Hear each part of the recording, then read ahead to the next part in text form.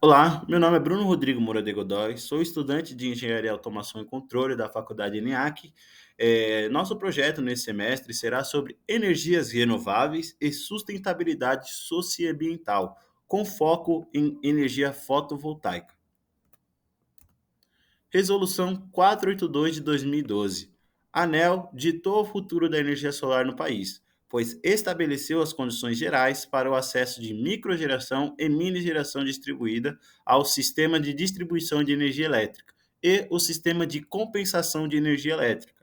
A RN 482 também definiu um inovador sistema de compensação para incentivar os consumidores brasileiros a gerarem a própria energia, o netmetering, gerar a própria energia solar, fornecer a energia não utilizada para a rede pública, transformar o excedente em desconto nas próximas contas de energia. Ou seja, o consumidor gerador ele vai gerar no mês uma energia e ele irá consumi-la.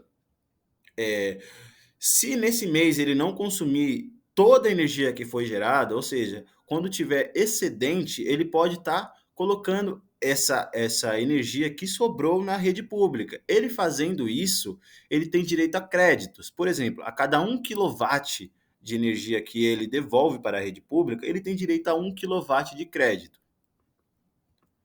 Lei 14.300 de 2022. A Lei 14.300 autoriza que participantes de consórcio, cooperativa, condomínio, voluntário ou edifício possam transferir a titularidade das contas de energia elétrica para o consumidor gerador. Isso permite que uma geração compartilhada se enquadre como autoconsumo remoto e evita que o projeto pague ICMS na eletricidade. O ICMS, nesse caso, seria um imposto. A lei abre a possibilidade de realocar os créditos excedentes para outras unidades consumidoras do mesmo titular da mesma área de concessão. Ou seja, desde que eu seja o titular, por exemplo, esteja com o mesmo CPF ou até mesmo ou até o CNPJ do consumidor gerador, você tem direitos a relocar esses créditos. Empregabilidade e oportunidades do setor, diretas e indiretas. Nesse gráfico, como podemos ver, ao longo dos anos, o crescimento da empregabilidade com o trabalho dos módulos fotovoltaicos. Desde 2012 até 2022, teve um aumento de 13,7 milhões de empregabilidade no mundo todo. Com a China liderando, com 2,76 milhões de pessoas já trabalhando nesse setor. Aqui, atualmente no Brasil, esse levantamento foi feito desde 2012 até 2022, mais de 241 pessoas estão migrando para esse setor. Então, é um setor que está ganhando muita força e está crescendo gradativamente ao longo dos anos. Diferença entre radiação solar e irradiação. A radiação solar é a energia emitida pelo Sol e que se propaga pelo espaço através de um campo eletromagnético. A irradiação, nesse caso, ela seria, na verdade, ela determina a quantidade de energia irradiada em uma área específica durante um período de tempo. Então, podemos ver a diferença entre as duas. A radiação é o efeito que o Sol faz, é a energia radiada pelo Sol. A irradiação já é diferente. Ela determina a quantidade dessa energia que foi transmitida pelo Sol. Ângulo zenital. Um ângulo zenital é aquele que é medido em relação à vertical ou linha do horizonte, serve para descrever a posição de um objeto em relação ao observador. Nesse caso, o objeto ele poderia ser, na verdade, será o módulo fotovoltaico. O observador será o Sol. Azimuth. Azimuth é uma coordenada do sistema de coordenadas horizontal. Seu valor varia de 0 a 360 graus, contando a partir do norte geográfico até a projeção de um alvo com um horizonte. Nesse caso, o azimuth é uma medida angular é, que indica a direção do Sol em relação ao ponto de referência. Nesse caso, o Sol, ele é sempre, quando for fazer uma instalação de um módulo fotovoltaico, temos que se atentar à direção que nós iremos instalá-lo. É por conta da inclinação, por conta do nascimento do Sol. Então, é recomendado que sempre coloque para o norte. Sazonalidade do Sol e comportamento do Sol nas estações do ano. Bom, o comportamento do Sol nas estações do ano no nosso planeta se dá origem a dois pontos. Um desses pontos é a translação da Terra e o outro ponto é o eixo da Terra, a inclinação da Terra, que no caso é 23 graus e 27 minutos, e a translação na Terra, que seria o tempo que a Terra demora para dar uma volta no Sol, que no caso seria 365 dias. Como podemos ver nessa imagem, no planeta Terra tem essa linha amarela no centro, nesse caso seria a linha do Equador, a 0 graus. Em paralelo à linha do Equador, no hemisfério norte tem o Trópico de Câncer e no hemisfério sul tem o Trópico de Capricórnio. Esses trópicos, eles definem as estações do ano. Através disso, como podemos ver nesse exemplo, pelo solstício de junho, o Sol ele tem a maior incidência no hemisfério norte, pelo Trópico de Câncer. Então, ele ilumina perpendicularmente entre o hemisfério, entre a linha do Equador e o Trópico de Câncer, o hemisfério norte. Ou seja, nesse mês de junho, aqui no Brasil, por exemplo, está no mês de inverno. Ao contrário, no solstício de dezembro, quando a maior incidência, o maior ponto de iluminação do Sol é no hemisfério sul, no Trópico de Capricórnio. Ao longo desse período de translação da Terra, chega chega nos equinócios, ou seja, os dias, o período do dia é igualmente ao período da noite, ao contrário do solstício. Os dias são mais longos do que a noite, ou as noites são mais longas do que os dias. Inclinação dos módulos. A inclinação do módulo se dá origem também, tem que ser levado, na verdade, a latitude da cidade na qual você vai estar instalando esse módulo, porque isso conta. Por exemplo, aqui em São Paulo, a latitude é 23 graus, nesse caso, tem que ser levado em conta. Por exemplo, aqui nesse primeiro exemplo, ângulo ótimo. Nós vemos uma curvatura no norte e o Sol, o módulo fotovoltaico, recebendo energia. Ângulo incorreto, ele tem algumas perdas, mas mesmo assim o módulo ainda capta energia, ele recebe energia solar.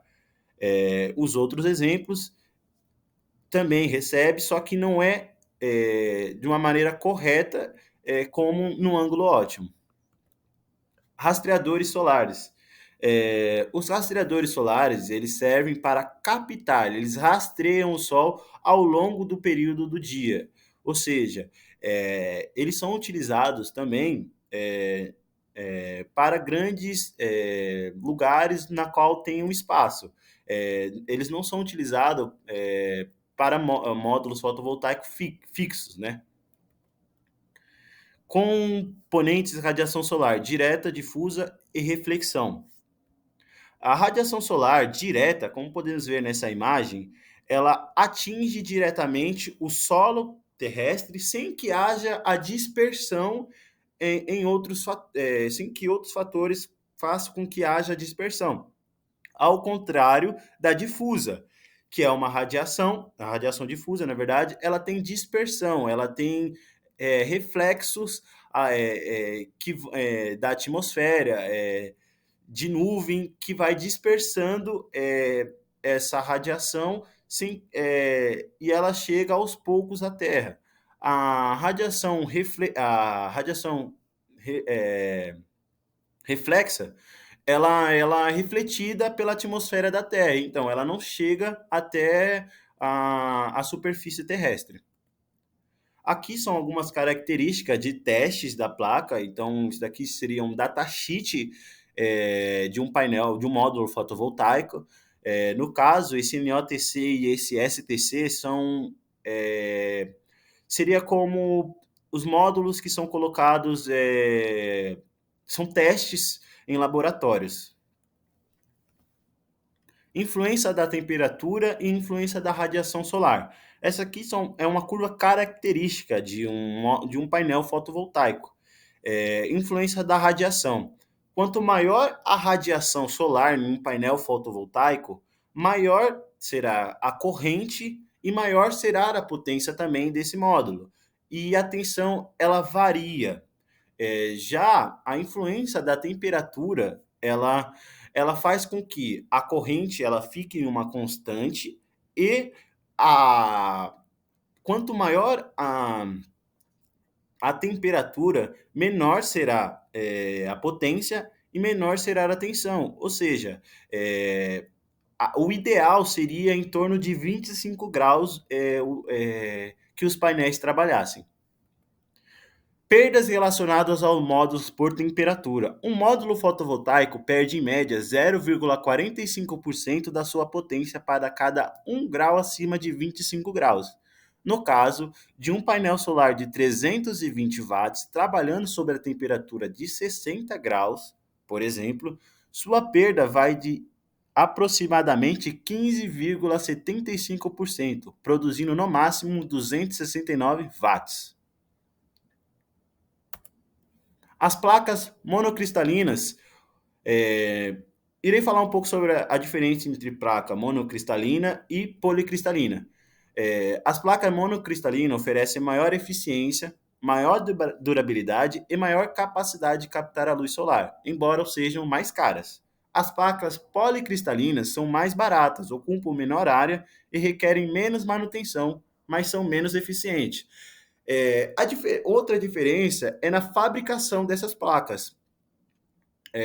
A placa monocristalina ela é fabricada somente pelo cristal de silício puro, ou seja, não tem outros cristais na composição dela. Ao contrário da policristalina, ela tem não somente o cristal de silício, como também outros cristais que fazem parte da fabricação. Alguns materiais, monocristalina, eficiência da célula em laboratório. Ela tem uma eficiência de 24,7%, já ao contrário da policristalina, 19,8%. Eficiência da célula comercial, 18% para a monocristalina e 15% para a policristalina. Eficiência do módulo comercial, 14% para monocristalina e 13% para policristalina. Associação de módulos série paralelo. Como podemos ver nesses painéis, nesses módulos fotovoltaicos, quando um módulo fotovoltaico está em série, soma-se somente a tensão. Por exemplo, se o módulo tem 12 volts e o outro tem 12 volts, soma-se a tensão, que ficaria 24 volts e a corrente permanece a mesma. Já um módulo fotovoltaico em série paralelo, soma-se a corrente e a tensão. Soma-se a tensão em série e soma-se a corrente em paralelo, ficando 24 volts e 30 amperes. Painéis diferentes em paralelo. Painéis diferentes em paralelo, tensões iguais, como está em paralelo, a tensão ela continua a mesma. Já a corrente, ela soma. Então, 10 amperes mais 5 amperes é igual a 15 amperes. Dois painéis iguais em paralelo. Continua o mesmo raciocínio. Como está em paralelo, a tensão é a mesma, a tensão ela continua a mesma, somente a corrente que irá ser somada. 10 amperes mais 10 amperes é igual a 20 amperes.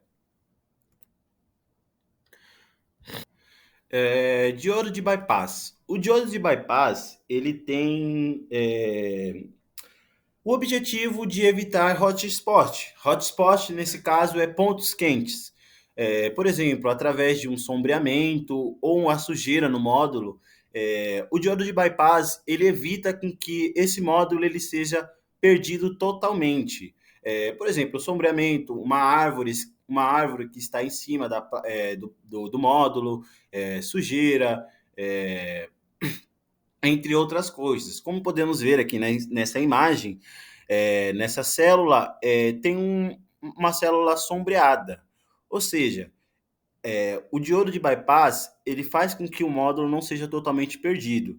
Essas 20 células que estão, elas são desativadas e o restante continua em funcionamento normal devido a isso. E essa célula ela está em modo paisagem. Uma das características também, por exemplo, tem o módulo paisagem e o módulo retrato. Dependendo do sombreamento no módulo retrato, ele é prejudicial. Ele é prejudicial no funcionamento. Em alguns casos, acabam perdendo o módulo todo por completo. Uma das vantagens do módulo ele estar em retrato seriam essa: você não perde totalmente o módulo. Também depende de como é a instalação que o cliente necessita, ou até mesmo de como é o formato do seu telhado. Uma instalação com módulo em retrato requer mais espaço, o módulo paisagem, na verdade, requer mais espaço do que um módulo em retrato, dependendo do tamanho do seu telhado. Mas só que a produção é a mesma, independentemente se o módulo ele estiver em retrato ou se ele estiver em paisagem. Aqui são algumas é, dos, das minhas pesquisas, dos links que eu utilizei para estar podendo elaborar essa apresentação.